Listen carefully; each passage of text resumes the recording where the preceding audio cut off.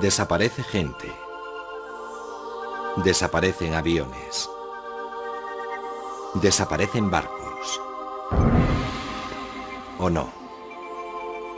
¿Estas desapariciones son accidentes? ¿O son cuentos chinos, consecuencia de causas naturales o de causas sobrenaturales? ¿Se puede pasar a otro punto del tiempo y el espacio? ¿Qué desaparición es más difícil de explicar? ¿Y cuál es más difícil de aceptar?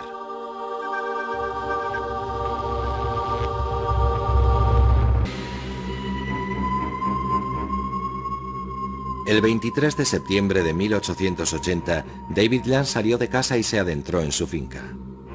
Saludó al juez local que pasaba por allí. Al cruzar la finca se volvió hacia su mujer y sus dos hijos, y entonces, a la vista de los 4 testigos, David Land se volatilizó. No había agujeros en el campo, ni ninguna indicación de cómo pudo desaparecer. Solo se encontró un rastro. La primavera siguiente, Sarah, la hija de Land, descubrió un círculo de hierba seca justo donde había desaparecido su padre. Algo le hizo llamar a gritos a su padre creyendo oír un grito ahogado de él.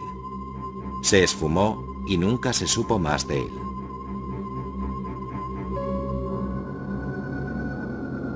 Pero ¿cómo puede alguien desaparecer de repente?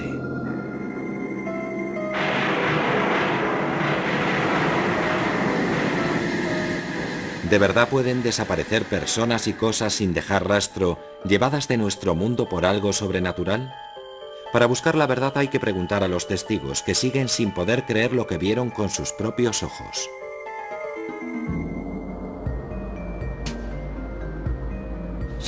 Me ha pasado varias veces. Voy conduciendo por una carretera recta y al mirar por el retrovisor reparo en un coche detrás de mí. Vuelvo a mirar a los pocos segundos y para mi sorpresa no hay nada. El coche se ha evaporado. Me digo que habrá tomado una bifurcación que yo no he visto. Aunque en una carretera sin curvas es inexplicable que alguien estuviera allí y al momento ya no esté. Es un misterio. Otros no se toman esos misterios tan a la ligera. Mi amigo propuso salir al embalse. Se llegaba por un camino vecinal estrecho. Yo iba delante y vi a esa mujer que venía hacia mí por el camino. Llevaba un vestido de lunares y cuando estaba a unos 20 metros de mí, de pronto se dio media vuelta y pasó por lo que yo tomé por una puerta en el seto. Así que seguimos caminando, y al llegar a la altura donde creí verla desaparecer, descubrí que no había puerta en el seto, y que no había explicación a su desaparición. Todo parece indicar que se volatilizó. Una experiencia perturbadora, pero para Davis fue solo el comienzo. Como tantos implicados en desapariciones, su interés empezó a rozar la obsesión, pues se embarcó en una investigación de por vida y encontró historias en una fuente no por conocida menos inesperada. Elías es interesante, porque era uno de esos profetas melenudos que de repente se materializa de la nada, en el primer libro de los Reyes, y luego desaparece.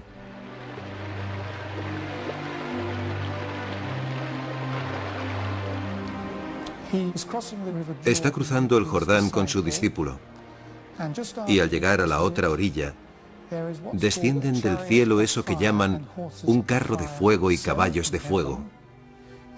Y al mismo tiempo un tifón parece llevarse a los cielos a Elías, que desaparece. ¿Fue un fenómeno meteorológico o una desaparición sobrenatural? Los tifones no se llevan así a la gente, salvo en la Biblia, claro. Muchas veces, una desaparición va acompañada de oscuridad. Puede deberse a un eclipse de sol o a una fuerte tormenta. Eso no desalentó su investigación.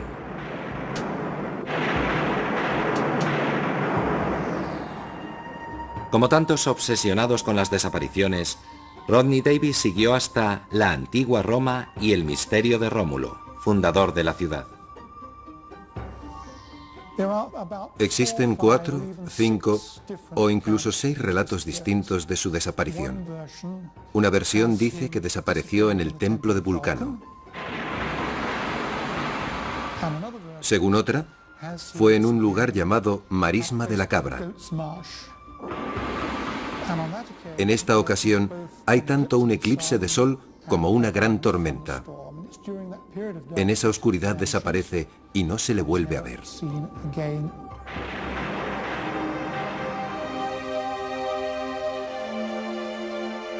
Esas historias de dioses y héroes tienen más de mito que de realidad. Durante siglos no ha pasado un solo año sin que alguien desapareciera. La de Amelia Earhart es la típica desaparición de la aviación que se convierte en leyenda.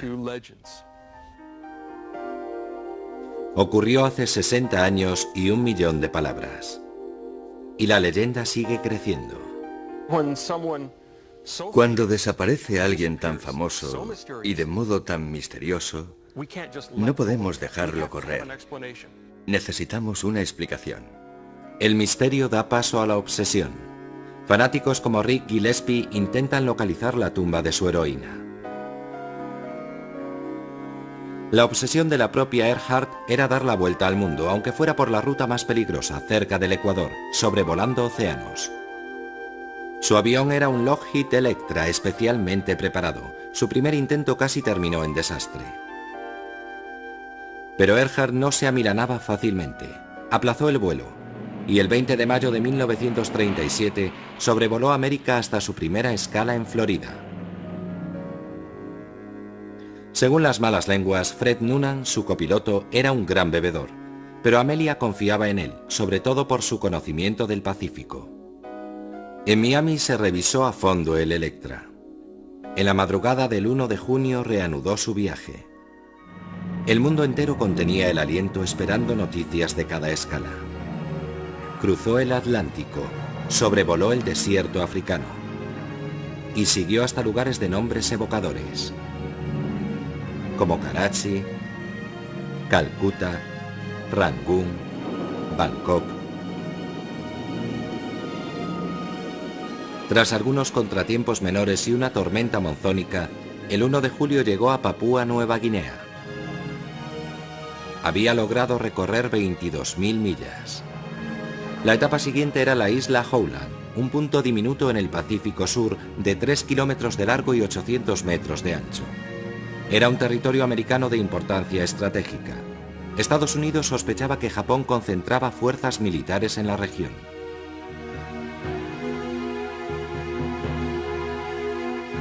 Amelia sobrevolaría el polvorín. Ignorando el peligro, el 2 de julio el Lockheed de Amelia despegaba para cubrir las 2.500 millas hasta Howland. Confiaba en sus instrumentos, en Noonan y en la suerte. A las 15 horas de vuelo, los operadores de radio captaron un mensaje. Estamos volando en círculo. ¿Sobre qué isla? A las 5 horas otra señal indicaba que seguía buscando. No contestó más mensajes. Amelia Earhart, Fred Noonan y el Electra desaparecieron sin dejar rastro.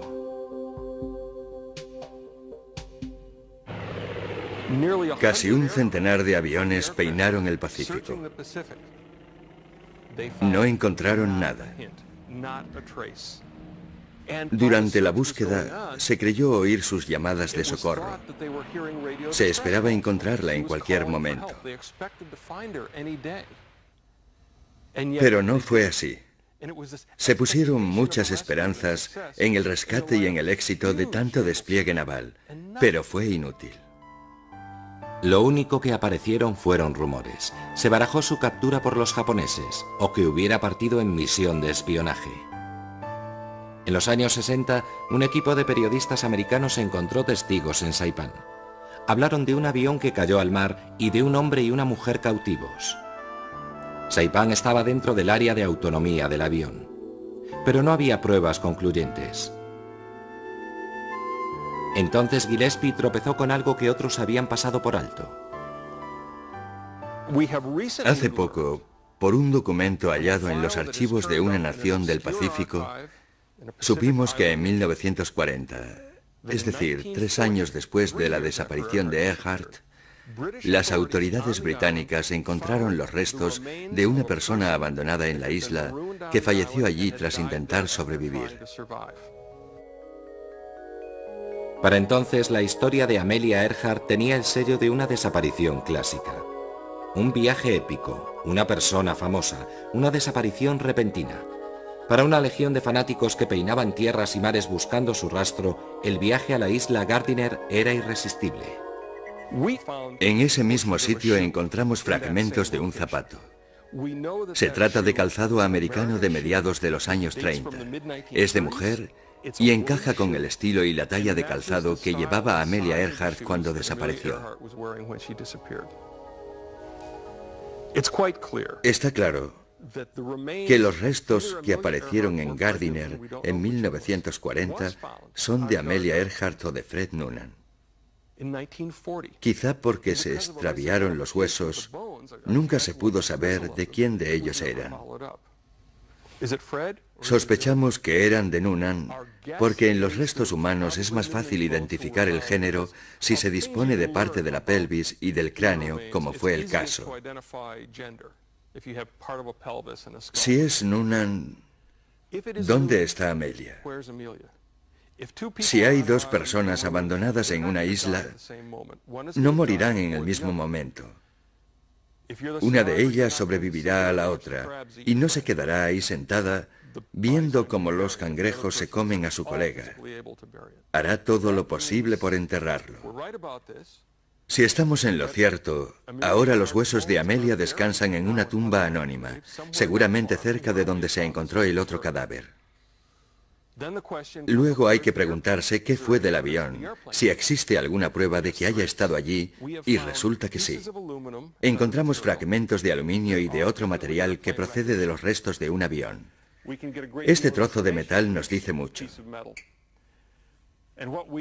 Hemos comprobado que corresponde a un parche instalado en los bajos del avión de Earhart, en esta posición, justo aquí.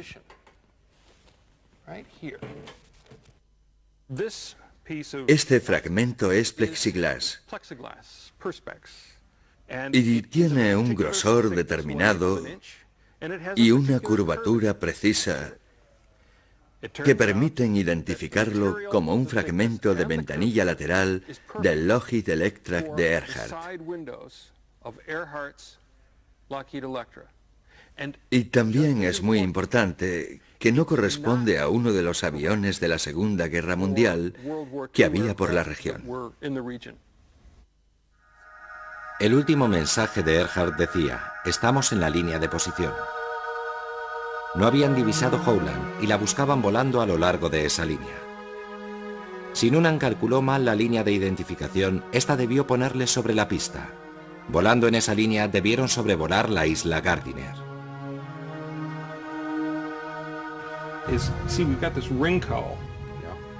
Rick Gillespie seguirá buscando el avión y los efectos personales. Puede parecer de mal gusto, pero necesita pruebas para resolver el enigma. Aún hoy, 60 años después de su fatídico vuelo, Earhart sigue siendo un ídolo capaz de inspirar a otros. La aviadora americana Linda Finch consiguió su objetivo, dar la vuelta al mundo en 2 meses y medio. Pero Amelia Earhart no es la única americana famosa desaparecida entre una nube de rumores. El 15 de diciembre de 1944, Glenn Miller, el director de orquesta más famoso del mundo, se volatilizó. Había recibido órdenes de volar a París y embarcó en un Norseman monomotor pilotado por Johnny Morgan. No entendí por qué Johnny Morgan se empeñó en volar ese día. Había niebla. Hacía un día de perros y él no tenía experiencia. El Norseman despegó a pesar de las inclemencias. Fue la última vez que los vi. El Norseman nunca llegó a París. Desde entonces ha habido mucha controversia en torno a lo que ocurrió ese fatídico día. Victor Gregory, excomandante de bombarderos, cree que un miembro de su tripulación fue testigo de la suerte del Norseman. Volvíamos de una incursión frustrada sobre la ciudad alemana de Schegan y teníamos órdenes de echar al mar las bombas, sobre todo el pastel de 4.000 libras, que era muy peligroso si se aterrizaba con él a bordo. Después de que soltáramos las bombas, el copiloto vio una avioneta que bajaba por estribor y la identificó inmediatamente como una Norseman. Estoy convencido de que se vio atrapada en la onda de choque de uno de los pasteles de 4.000 libras que explotaron a la vez y desapareció en el mar. Después supe que el único Norseman que voló aquel día fue el de Glenn Miller, así que no me cabe duda de que yace en el fondo del canal. Esa es una teoría, pero hay otras, más suspicaces y quizá más plausibles. El detective Gordon Buchan cree que el avión no se estrelló, ni Glenn Miller con él. Tengo en mi poder una copia del registro de todos los aviones Norseman 70.285 y demuestra que ese Norseman voló por la zona de Nueva York hasta el 29 de enero de 1947, en que fue desguazado. Es decir, unos 3 años después de la supuesta desaparición de Glenn Miller. Cuando hice preguntas y llamé a varias puertas del Ministerio de Defensa, esas puertas se cerraron rotundamente. Nadie, al parecer, quiere hablar de la desaparición de Miller.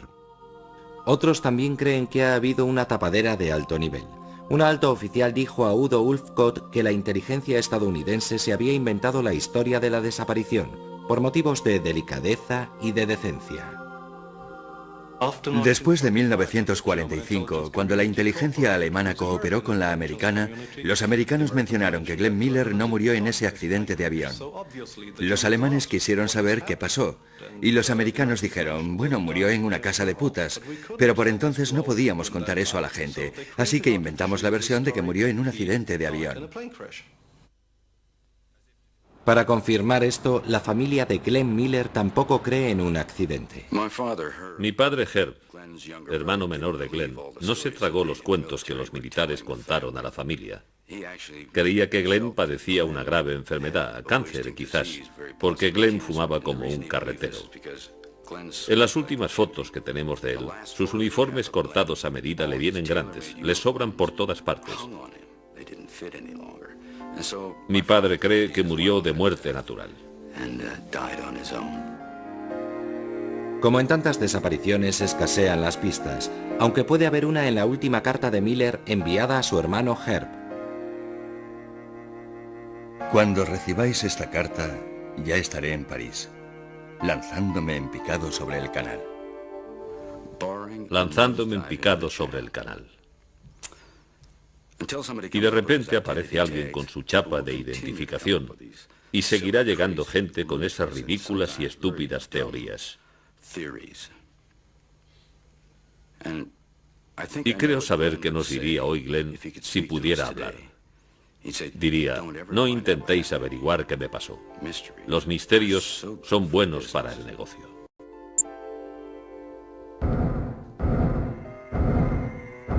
El sexo y la fama son ingredientes explosivos en las desapariciones, tanto como el poder. John Stonehouse era un político ambicioso que hubiera podido llegar a primer ministro británico. La alarma sonó cuando, estando de vacaciones en Florida, no se presentó a un mitin que iba a dar. No apareció, ni tampoco a cenar. Así que echaron abajo la puerta de su habitación y encontraron todas sus cosas, su pasaporte y su dinero, que era mucho. La policía peinó la playa cubana, pero ni rastro. Cada vez que aparecía un cadáver a 200 kilómetros a la redonda, todos se preguntaban si sería él. Corrieron rumores de que tenía problemas financieros, lazos con la mafia, o de que era un agente secreto, y él sin aparecer. Debió ahogarse. Le damos por muerto. Aunque entonces no lo supiera, la policía tenía en sus manos una prueba de peso, su pasaporte. John Stonehouse había leído este libro de Frederick Forsyth. El chacal desaparece asumiendo la identidad de un fallecido. John Stonehouse había acudido a esta tienda de su circunscripción para investigar la historia de un votante fallecido llamado Clive Markham. Un año después, la policía australiana irrumpió en una casa de Sydney. La verdad salió a la luz. Agobiado por las deudas, Stonehouse había organizado su propia desaparición. He sufrido traumas porque algunos de los ideales por los que he peleado durante 30 años de intensa vida política se han quedado en nada. Eso me afligió, me afectó mucho. Es uno de los motivos por los que me vine abajo. Stonehouse estaba acabado, acusado de 21 delitos, entre ellos fraude y usurpación de identidad. Pero Stonehouse desapareció ante todo por un lío de faldas, con su bonita secretaria, Sheila Buckley.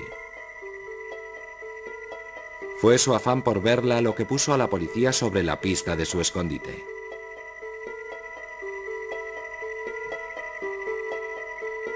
A los 11 años del misterio, Stonehouse desapareció definitivamente. Caído en desgracia, arruinado y olvidado, murió junto a Sheila Buckley, la amante por quien renunció a todo, incluso a su propia identidad.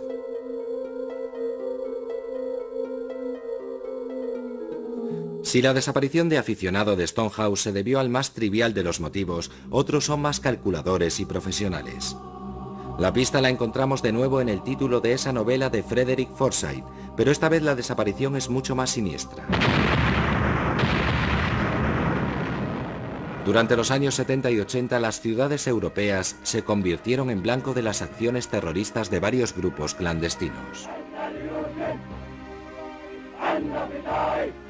Era evidente que alguien intentaba poner sobre el tapete mundial la cuestión palestina, pero cuando se disipaba el polvo de las explosiones ya no estaba. Ocurrió de repente. En Londres atacaron a Lord Schiff, destacado sionista y presidente de Marks & Spencer. Se abrió la puerta del baño y entonces vi una pistola. Eso fue todo. Entonces, en 1975, se produjo el ataque más audaz en la sede de la OPEP, en Viena. Hubo 3 muertos y se tomaron 11 rehenes, entre ellos algunos ministros. Los liberaron tras un vuelo al norte de África. ¿Quién era el cerebro? ¿Esta oscura figura que estrecha la mano de un prisionero y abraza al ministro venezolano del petróleo? Se le puso un apodo, Carlos el Chacal, porque desaparecía utilizando disfraces y nombres prestados. Una redada en un piso franco de Londres permitió dar con una pista. Una anotación en un libro que apareció en un arsenal dio a la prensa el verdadero nombre. Por fin el Chacal tenía una identidad. Ilich Ramírez Sánchez. Quería ser una estrella y tomó la vía del terrorismo para lograrlo.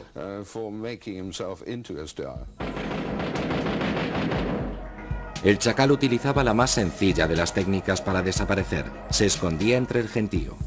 Aunque lo buscaban en Europa, frecuentaba pisos francos en Inglaterra y Francia y se escurría cambiando de identidad y de pasaporte. Solo durante los años 70 usó más de 20 identidades distintas. Y tenía amigos secretos e influyentes. Si se estrechaba el cerco, contaba con apoyos suficientes para desaparecer en Europa del Este o en Oriente Medio. Pero la perseverancia del periodista David Yallop acabó dando con él. Es el hombre más buscado del mundo, número 1 en la lista de Interpol desde 1975. Bueno, pues está aquí, en Damasco. Digan lo que digan a Saad al-Idubar, jefe de los servicios secretos, sé que está aquí. En agosto de 1994 le abandonó la suerte. El hombre que durante 2 décadas despistó a la policía fue detenido en una clínica de Jartum cuando estaba anestesiado. Las fuerzas de seguridad sudanesas lo entregaron a Francia. A finales de 1997 fue condenado a cadena perpetua por matar a 2 agentes franceses. Carlos no volvería a desaparecer. La mayor parte de las desapariciones humanas se pueden explicar por sentido común o fuerzas naturales. Pero hay algunas que desafían toda lógica y parecen sobrenaturales. Algunas de las más sonadas se han producido en la costa sudeste de América, una pequeña zona famosa por sus inexplicables desapariciones, el llamado Triángulo de las Bermudas. Hay docenas de relatos de barcos, aviones y personas desaparecidas en extrañas circunstancias, como el Witchcraft. El 24 de diciembre de 1967, a una milla de la costa de Miami, un Buoy 7, un yate de recreo, se hizo a la mar con el propietario y un sacerdote a bordo. Al poco emitió un mensaje de llamada urgente al guardacostas. Este tardó unos 20 minutos en alcanzar su posición, pero cuando llegó a la zona, no quedaba rastro del yate. Hacía muy mal tiempo aquella noche. Debieron pensárselo 2 veces antes de salir. Era un barco pequeño, de noche y con mala mar. Para mí no tiene nada de misterioso. Por cada convencido de la existencia del Triángulo de las Bermudas también hay un escéptico, como Larry Kuss. Cree que muchos de los misterios tienen una respuesta lógica, como el caso del Rubicón, que apareció a la deriva frente a la costa de Florida con solo un perro a bordo. Se desató sobre La Habana uno de los huracanes más fuertes de todos los tiempos. El Rubicón estaba en el puerto, sus amarres se rompieron y el barco salió a alta mar a la deriva hasta que dieron con él.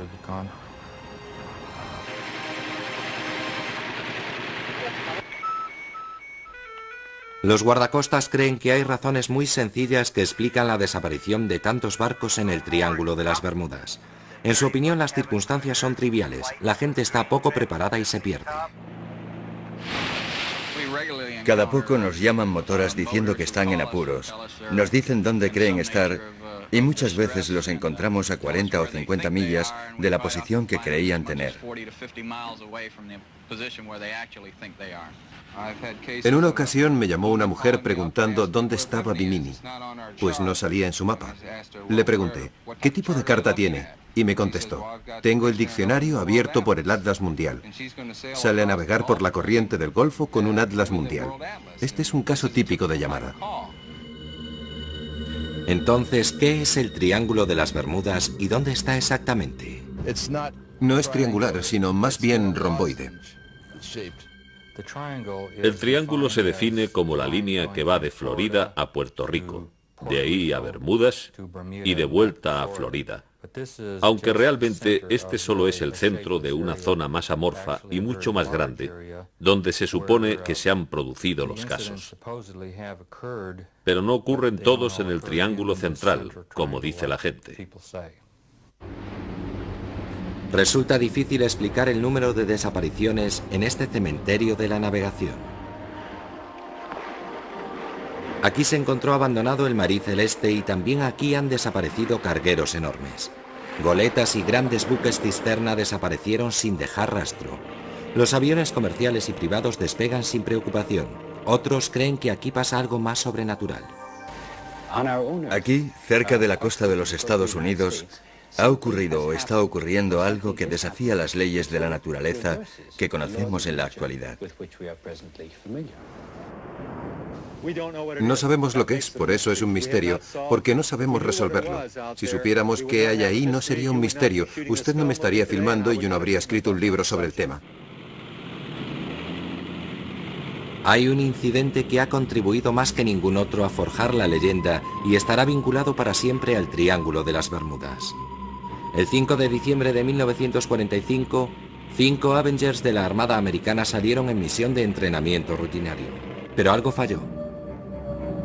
La torre de control captó mensajes inexplicables. Los pilotos decían que se habían perdido.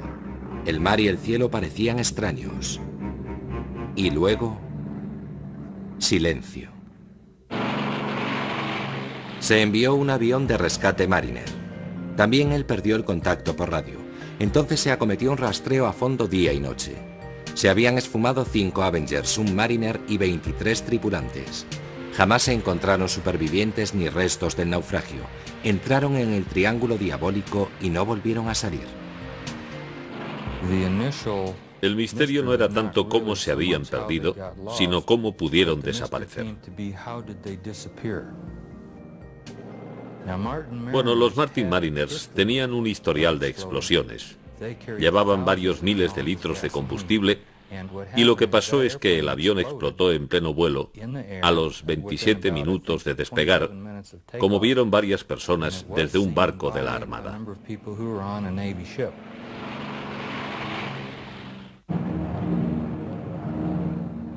¿Y qué pasó con los 5 Avengers? Se perdieron, se quedaron sin combustible y cayeron al mar antes de que llegara el socorro.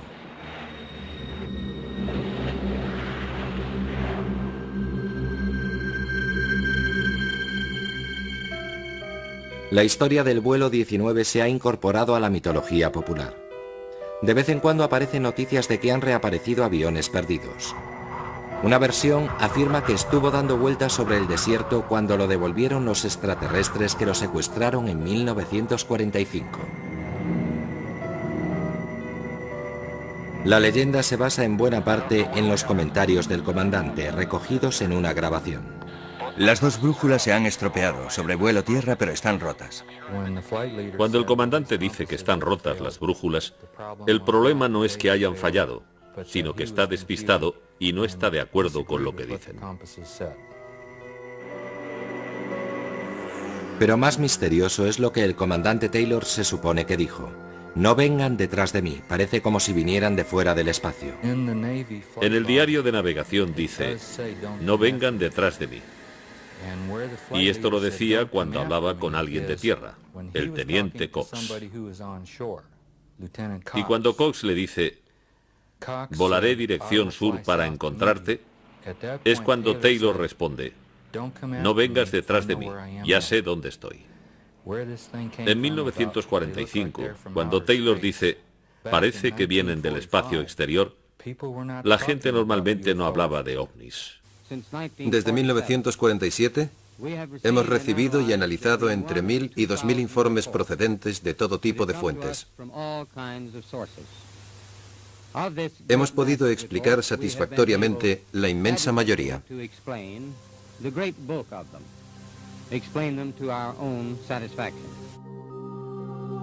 El único problema de los desmentidos oficiales es que la gente los toma por una prueba más de que se están ocultando los hechos. Pero algunas de las pruebas de las visitas de naves espaciales son increíbles.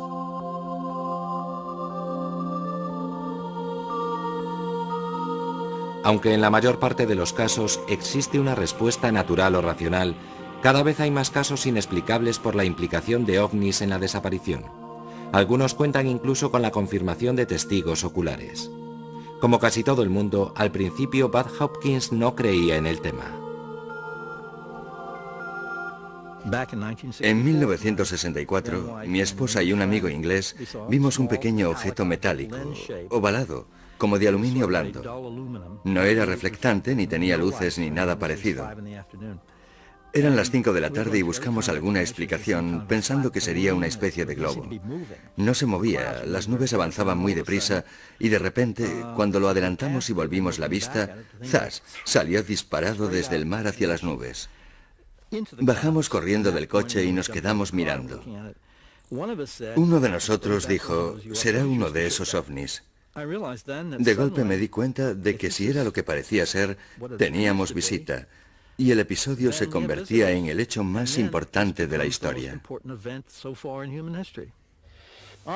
Era un objeto sólido, y creo que venía del espacio. ¿Qué estaba pasando? ¿Por qué desaparecía la gente y volvía a aparecer a los pocos minutos? ¿Y qué ocurría entre tanto?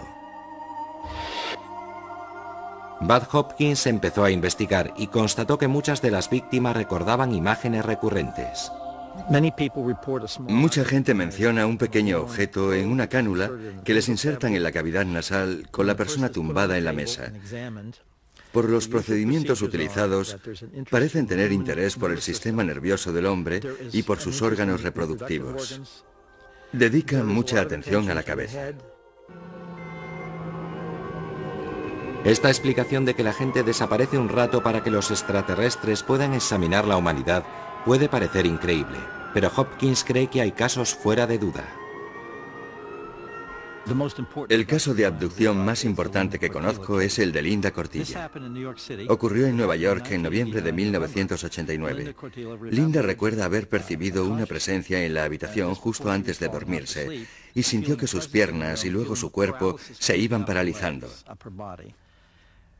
Reconoció lo que era por experiencias anteriores, así que abrió los ojos y vio una pequeña figura gris con una cabeza grande de pie junto a la cama.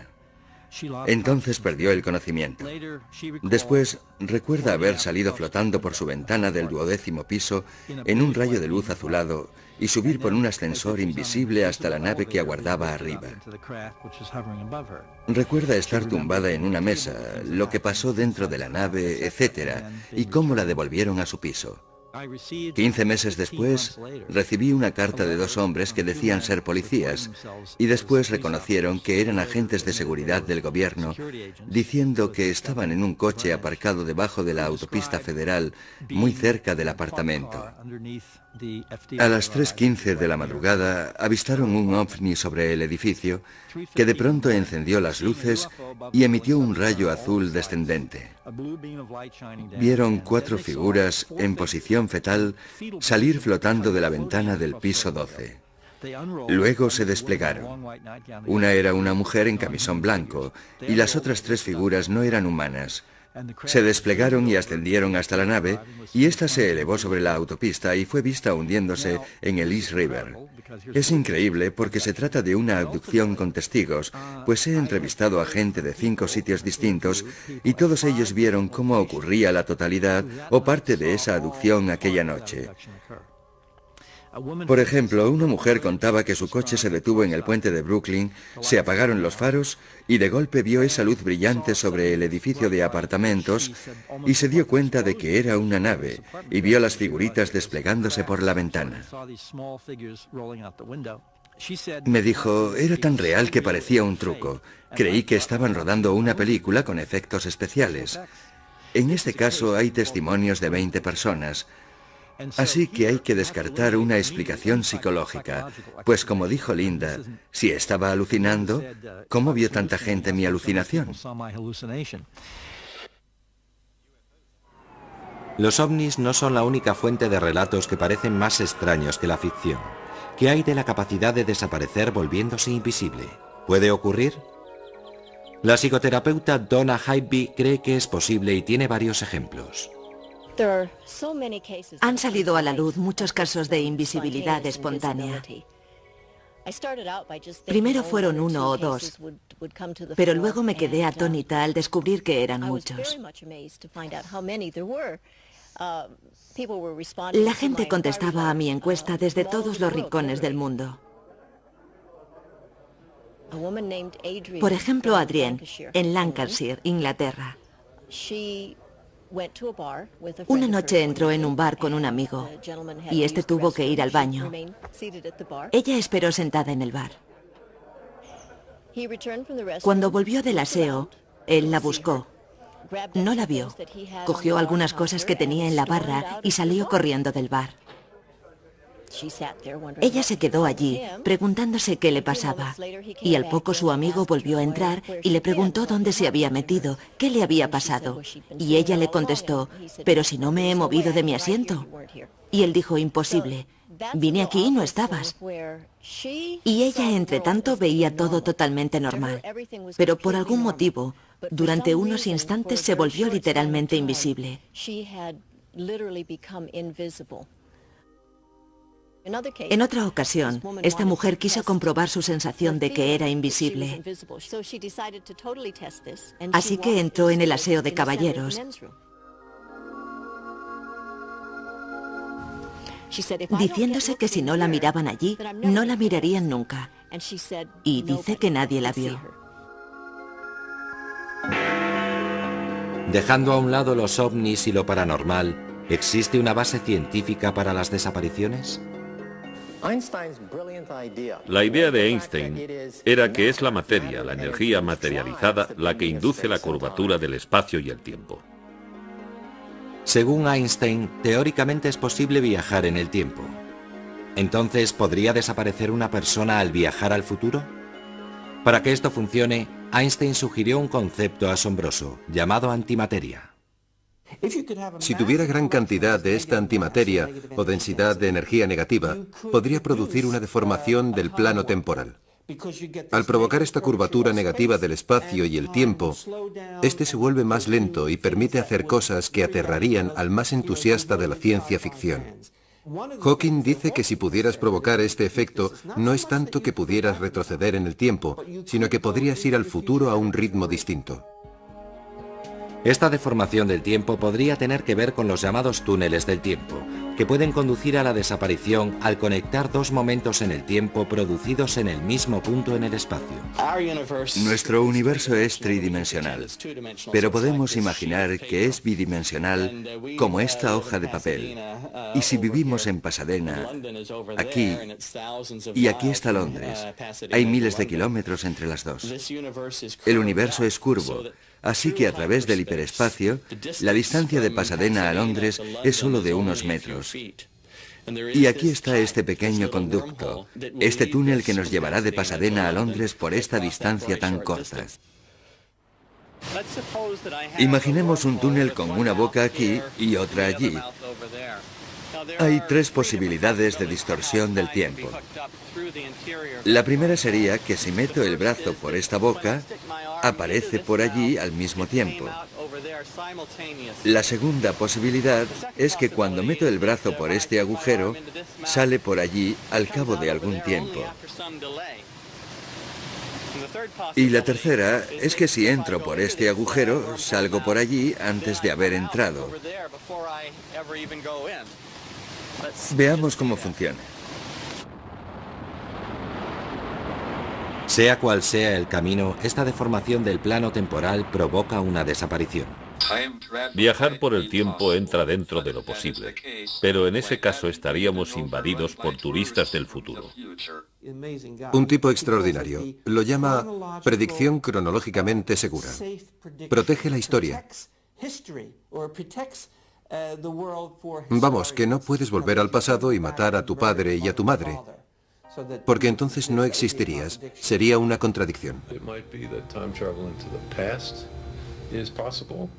Quizás se pueda retroceder en el tiempo, pero aún no ha llegado nadie desde el futuro a nuestra era, porque el futuro está muy lejos, y cuanto más retrocedes, más caro te sale. También puede que ya estén aquí y no los veamos, que lleven capas invisibles o algo así. Si son tan listos y con una tecnología tan desarrollada, ¿por qué no puede ser? También puede que estén aquí y los veamos, pero les demos otro nombre, como ovnis o fantasmas o... Para que se pueda viajar en el tiempo, se necesita tanto la relatividad general, que describe una estructura del universo a gran escala, como la mecánica cuántica, que rige varias pequeñas escalas. En su formulación actual, estas dos teorías son incompatibles, así que debemos encontrar otra que las concilie. Quizá la respuesta esté entre la física de los cuerpos grandes, como los planetas, y las fuerzas diminutas que afectan a los átomos. Si existen los viajes en el tiempo, causarán desapariciones en los túneles del tiempo. Una deformación del tiempo. La teoría de que entras en un túnel del tiempo, desapareces y sales en un punto distinto del tiempo y del espacio. Es inverosímil, pero en principio esas cosas están ahí, en la teoría. Creo que dentro de 10 o 15 años conoceremos todas las leyes del punto de gravedad. Mi pronóstico, y estoy dispuesto a apostar fuerte contra Hawking, aunque él no querrá, es que cuando tengamos esas leyes dirán que no se puede hacer una máquina del tiempo y retroceder en el tiempo nunca.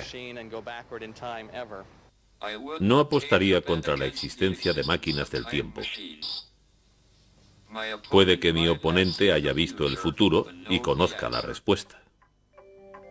Hasta los matemáticos aceptan que el concepto de viajar en el tiempo es inverosímil, pero teóricamente posible, sobre todo si va asociado a la parte más normal y potente de la vida cotidiana, las emociones.